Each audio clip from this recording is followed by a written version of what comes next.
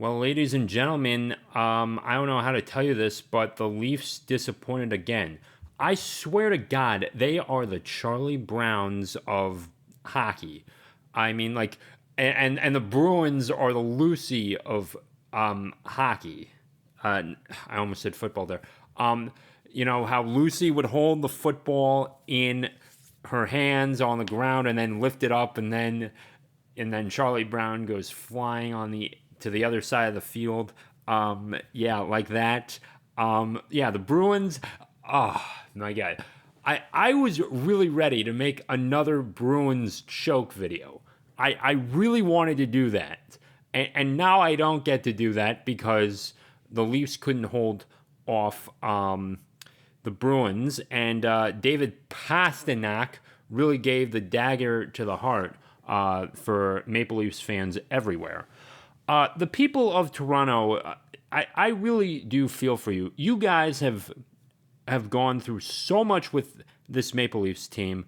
I mean, Jennifer Lopez has more rings than you guys in since 1967, and she was born in 1969. She was born when we landed a man on the moon, or two men on the moon. Don't forget Buzz Aldrin.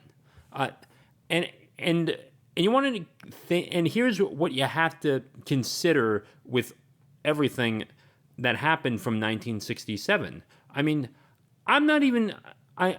You probably could get an old recording off of somewhere of Tim Horton hoisting the Stanley Cup. In fact, I think I've seen like the parade of him doing that.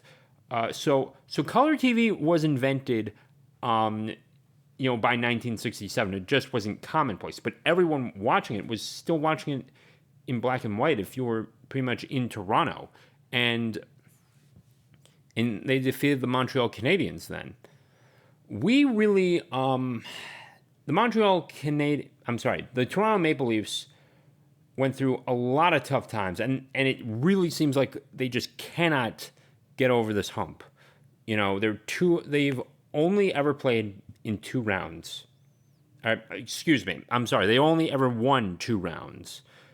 I don't think that, like, I'm trying to really remember a time that was really disappointing for, really any team right now. I mean, the Cubs and the White Sox of baseball have been, the teams that went like 90 and 107 years essentially.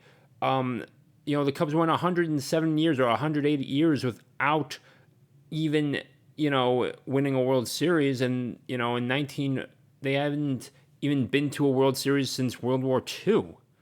And that was a long time for them too. And don't discount the Leafs too. I mean, the Leafs have, that's not like, when you compare the Leafs to the White Sox or the Cubs, they still have not had that long strenuous period.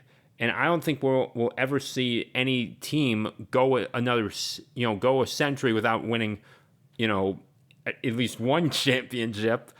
But I know, believe me, the Toronto Maple Leafs fans, you have had more success if counting the regular seasons. There are so many people right now that have had to live through so many bad years with their team, and I grew up a Washington Redskins fan. When they were called the Redskins, I was a fan of them. But we had to deal with so much then with Donovan McNabb and the Philadelphia Eagles too. So I mean, it's a really tough loss too. To highlight the games again, Lindholm got that tying goal after Mr. Nylander put it through.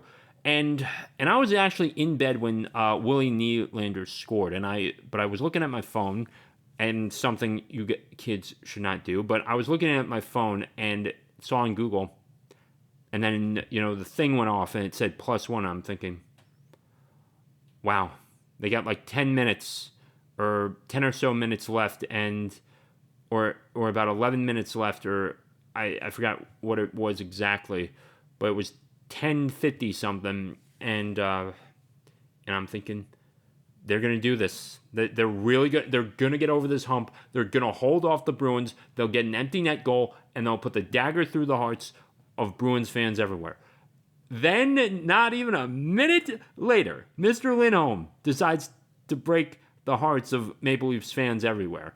And then not too long, and about 2 minutes in to overtime, David Pastrnak decides to score the game-winning goal from Carlo and Lindholm. And there will be more hockey this year, or this season, at the TD Garden. It's not just going to be the Celtics. I'm sorry to tell you this. And that's pretty much your highlights of that. I mean, there were a few shorthand chances that I thought that they could have had this, but Swayman stood tall, too.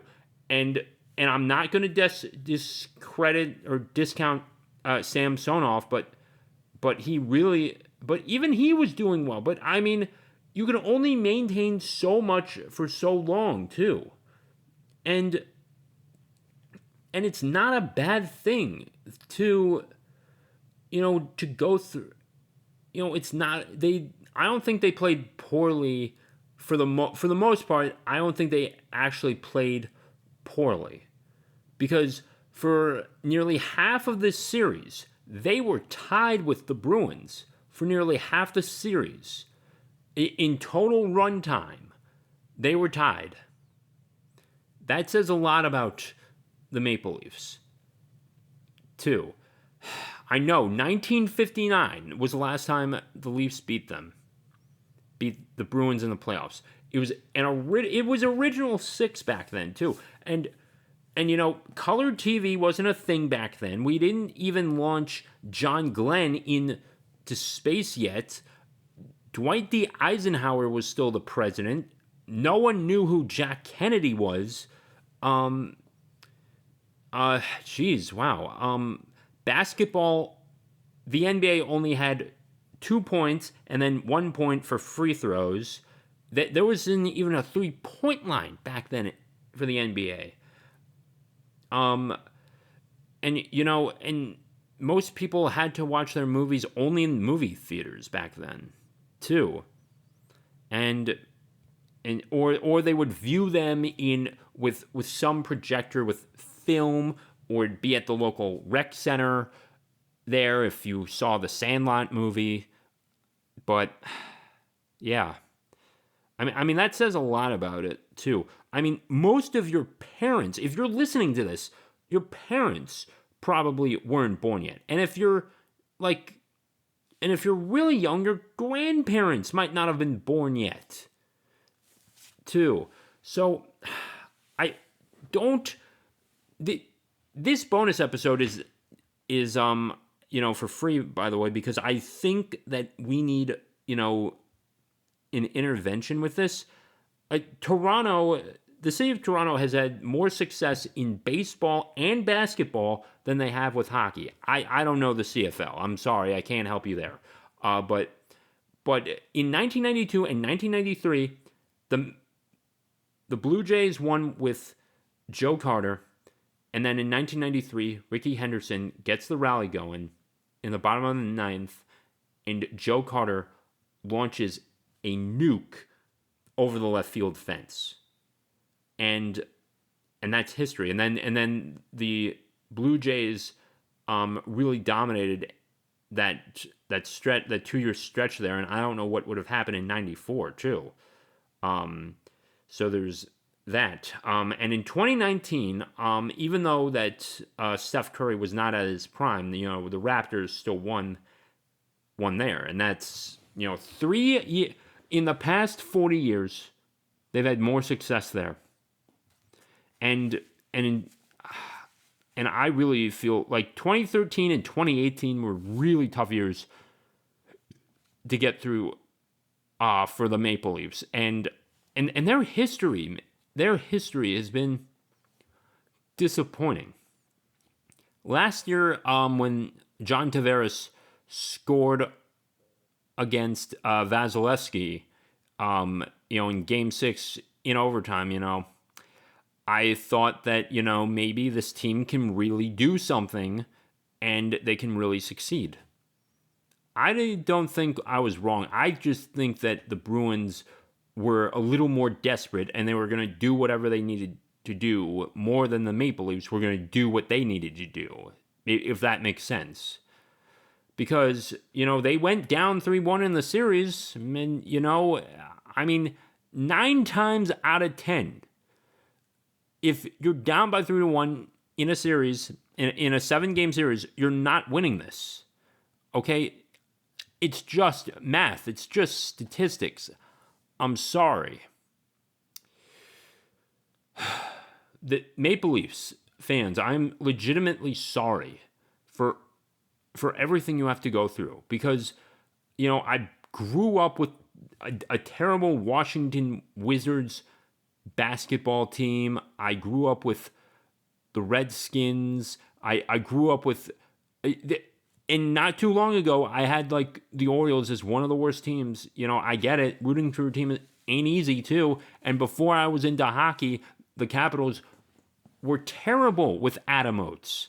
And Olaf Kolzig, credit to him, but it wasn't enough. And if the Capitals had ever made the playoffs during that stretch before Ovi, back in the 90s and stuff, and in early 2000s before he joined, it was a miracle. And, eventually they got Ovechkin and, the rest is history. But I don't think, but you've got so much to go for, and I think that you can, and I think the Maple Leafs are going to find a way to break on through to the other side. I legitimately believe this. And I think what really cost them was, was the fact that they just couldn't hold on at the end. And but you look at the box score, it's not bad, and the box score is pretty reflective of this. But I don't know what else could be said about the Maple Leafs team. The entire country of Canada hasn't won since before I was born. Take that into consideration, too. The Montreal Canadiens were the last to win it. And you had you had them in 2021 with that weird cup run, and that really didn't count. And in my eyes, because of the way the tournament was, and the transportation back from Canada to the U.S. and stuff, and some weird round robin tournament in there, and I just really don't consider the Montreal Canadiens to even get there anyway. But